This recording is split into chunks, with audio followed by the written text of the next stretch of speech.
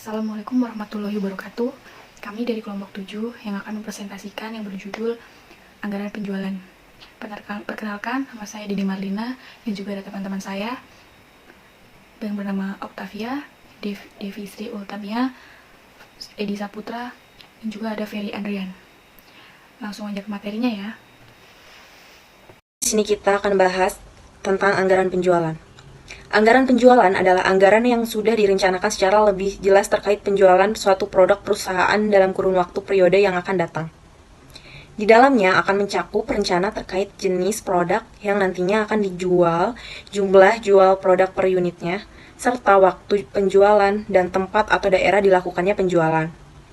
Berhasil atau gagalnya perusahaan akan tergantung pada tingkat keberhasilan tim pemasaran dalam meningkatkan penjualannya. Penjualan adalah ujung tombak perusahaan dalam mencapai tujuannya, yakni mencari keuntungan secara maksimal. Untuk itu, anggaran ini harus disusun terlebih dahulu dan menjadi dasar dalam menyusun anggaran yang lainnya. Kesalahan yang sering terjadi dalam menyusun anggaran ini akan menyebabkan kesalahan pada anggaran yang lainnya. Kemudian di sini ada anggaran penjualan dalam perusahaan berfungsi sebagai berikut.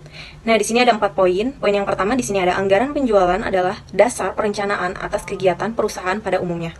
Poin yang kedua di sini ada anggaran penjualan sebagai alat koordinasi dan mengarahkan setiap pelaksanaan divisi pemasaran. Maksudnya, anggaran penjualan sebagai alat koordinasi adalah untuk memantau tugas kepada divisi produksi supaya jangan kehabisan persediaan barang. Jadi, sebaiknya anggaran produksi memantau ke bagian penjualan sehingga terdapat keserasian dalam bentuk anggaran komprehensif. Poin yang ketiga di sini ada anggaran penjualan sebagai alat pengorganisasian. Anggaran penjualan berarti penetapan target-target penjualan atas anatomi organisasi pemasaran yang dilakukan oleh para penjual sesuai dengan daerah-daerah pemasaran guna mencapai target penjualan yang tertera pada anggaran penjualan. Poin yang terakhir di sini ada anggaran penjualan sebagai alat pengawasan bagi manajemen. Maksudnya, keberhasilan suatu anggaran komprehensif dalam suatu perusahaan tergantung kepada keberhasilan anggaran penjualan. Sebaliknya, dengan tersusunnya anggaran penjualan secara terperinci, memungkinkan manajemen lebih gampang untuk menyusun anggaran lainnya. Selanjutnya, di sini ada tujuan penyusunan anggaran penjualan. Tujuan paling utama dalam menyusun anggaran penjualan adalah agar bisa merencanakan anggaran secara tepat pada periode yang akan datang. Caranya dengan memperhatikan data yang dijadikan sebagai gambaran kejadian yang terjadi pada perusahaan di masa sebelumnya, terutama dalam hal penjualan. Jenis anggaran penjualan. Anggaran penjualan bisa kita kelompokkan berdasarkan beberapa variabel tertentu yang di dalamnya akan saling terintegrasi antara yang satu dengan yang lainnya. Berikut adalah beberapa jenis anggaran. Yang pertama, wilayah pemasaran.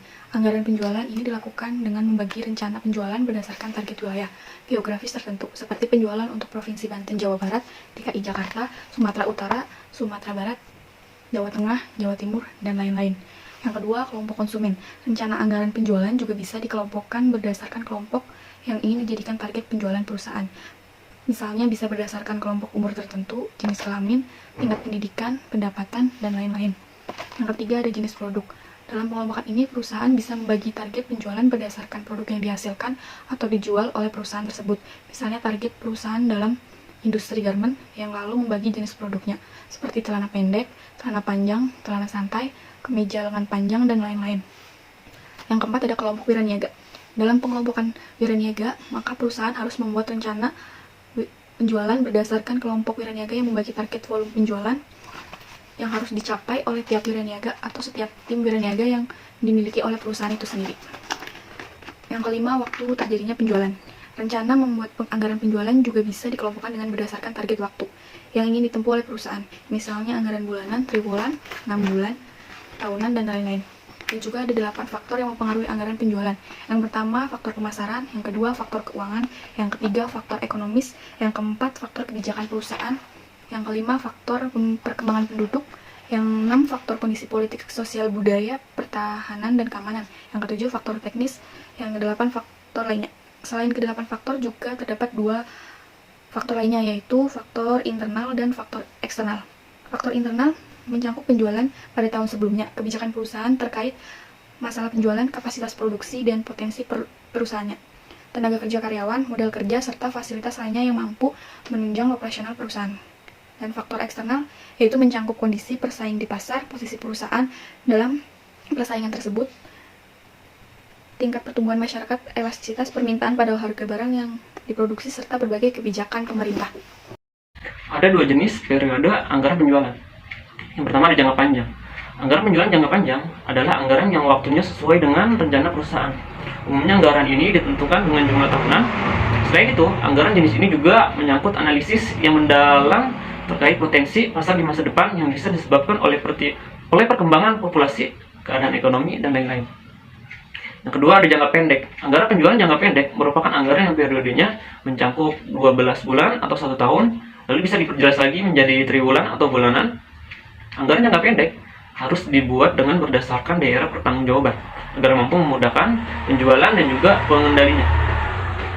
Ada beberapa hal langkah yang harus diperhatikan dalam menyusun anggaran, yaitu mempertimbangkan faktor yang mampu mempengaruhi anggaran penjualan, menerapkan harga jual untuk produk tertentu dan pada wilayah tertentu, membuat ramalan penjualan pada setiap jenis produk, menghitung anggaran, dan mulai menyusun anggaran. Dan ada beberapa manfaat anggaran penjualan. Yang pertama, untuk mengurangi ketidakpastian tentang pendapatan di masa yang akan datang. Yang kedua, untuk memasukkan kebijakan dan keputusan manajemen ke dalam proses perencanaan. Yang ketiga, untuk memberikan informasi penting bagi pembentukan elemen lain dari rencana menyeluruh. Contoh kasus, PT Maju Jaya yang berdiri pada tahun 2019 adalah perusahaan yang memproduksi berbagai macam jenis sepeda. Dalam menyusun anggaran penjualan, PT Maju Jaya mengumpulkan data penjualan tahun lalu. Di sini ada keterangan penjualan per unit, harga jual dalam ukuran besar, ukuran sedang, dan ukuran kecil. Untuk bulan Januari 2020, manajemen PT Maju Jaya menargetkan penjualan masing-masing sebanyak 5%.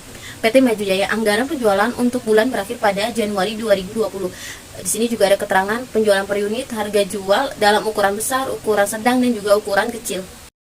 Dalam memperkirakan penjualan ada 4 metode yang dapat dipakai, yaitu yang pertama, metode rata-rata bergerak. Yang kedua, metode trend movement. Yang ketiga, metode perkiraan asosiatif, regresi, dan analisis kolerasi. Yang keempat, metode analisis industri.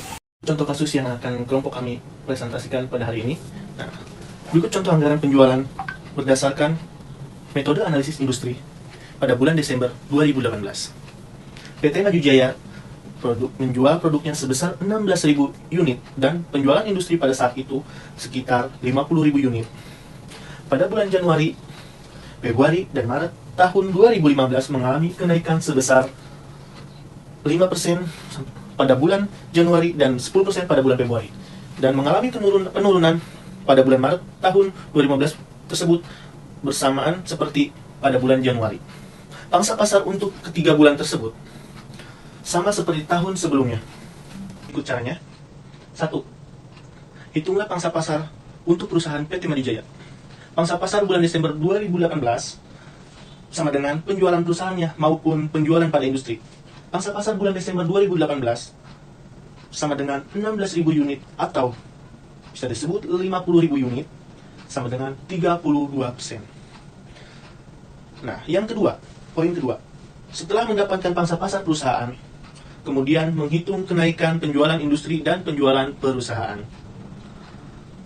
Bulan Januari 2019, penjualan industri 50.000 unit kali kurung buka 1 tambah 5% kurung tutup sama dengan 5.200 unit. Penjualan perusahaan sama dengan 52.500 kali 32% sama dengan 16.800 unit. Bulan Februari 2019, penjualan industri sama dengan 52.500 kali kurung buka 1 tambah 5% kurung tutup sama dengan 57.750 unit. Penjualan perusahaan mencapai sama dengan 60.638 kali 32% sama dengan 19.405 unit. Anggaran penjualan triwulan yang berakhir 31 Maret tahun 2019. Berikut tabel yang akan saya jelaskan. Di situ mengenai keterangan ada ukuran besar, juga ukuran biasa, ukuran kecil, dan juga total keseluruhannya. Nah, keterangan pada bulan Januari, yaitu ukuran besarnya 3.150, dan ukuran sedangnya 5.250. Terus ukuran kecil 8.400. Jadi total keseluruhannya 16.800. Nah, keterangan untuk bulan Februari, ukuran besarnya yaitu 3.465. Sedangkan ukuran yang sedang 5.775. Dan ukuran kecilnya sekitar 9.240. Total keseluruhannya 18.480. Dan keterangan pada bulan Maret yaitu ukuran besarnya 36.000 unit 382.5, ukuran sedangnya yaitu 60.637.5, dan ukuran kecilnya 9.702. Total keseluruhannya yaitu 19.405.